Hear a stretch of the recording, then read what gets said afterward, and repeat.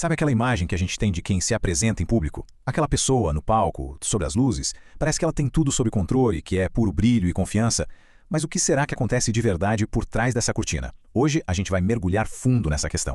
E é aqui que está o grande contraste. De um lado, o que todo mundo vê: sucesso, aplausos, domínio total. Do outro, o que a pessoa realmente sente por dentro. Muitas vezes, solidão, uma ansiedade gigante e até medo. É um peso e tanto carregar essa diferença, né? E olha, não é um medo qualquer, são medos muito específicos que chegam a paralisar. O medo do silêncio, sabe? De falar e ninguém reagir. O medo de que todo aquele trabalho, horas e horas de preparo, simplesmente desapareça quando as luzes se apagarem.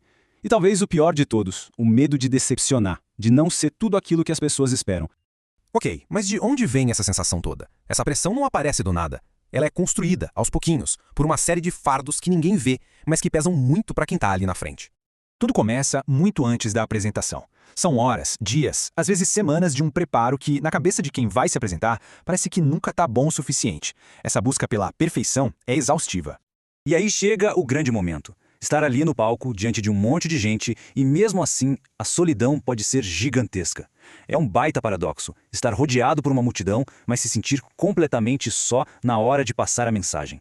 E quando acaba? Bom, quando tudo termina, o silêncio pode ser ensurdecedor. Os aplausos acabam, as pessoas vão embora, e o que fica é um vazio, uma falta de retorno, de um feedback de verdade que deixa tudo meio sem um ponto final.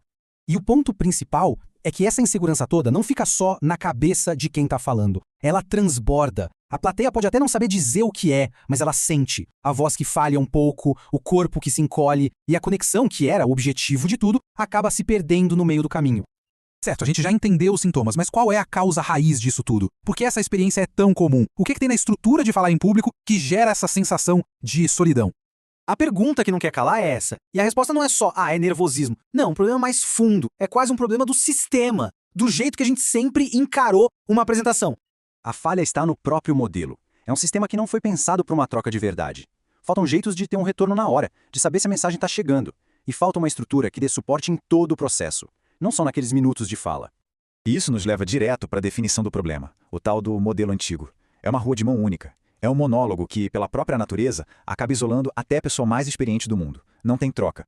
Mas e se desse para quebrar esse modelo? É aqui que a história começa a mudar de verdade. Vamos dar uma olhada numa abordagem nova, feita justamente para transformar essa solidão em conexão. E é exatamente aqui que uma ferramenta como o Brava entra em cena. Pense no Bravar não como um simples aplicativo, mas como um parceiro invisível ali no palco. Ele foi criado com um único objetivo: transformar aquele monólogo de antes numa conversa de verdade, viva e dinâmica. E como ele faz isso na prática? Primeiro, dando um feedback em tempo real. Dá para sentir o que a audiência está pensando, na hora. Depois, ele cria uma conexão ativa, onde o público participa, não fica só assistindo. E, por fim, oferece um suporte completo, que ajuda desde o roteiro até a entrega final. Com ferramentas assim, a mudança é total. A ideia de palco se transforma completamente. Não se trata mais de falar para um vazio, para um abismo. A experiência vira outra coisa. Olha só a diferença. De um lado, o jeito antigo, a pessoa falando sozinha para um abismo de silêncio. Do outro, o jeito Brava, a pessoa conduzindo uma experiência de mão dupla, um diálogo. Quem está no palco deixa de ser só alguém que fala para se tornar alguém que rege uma interação.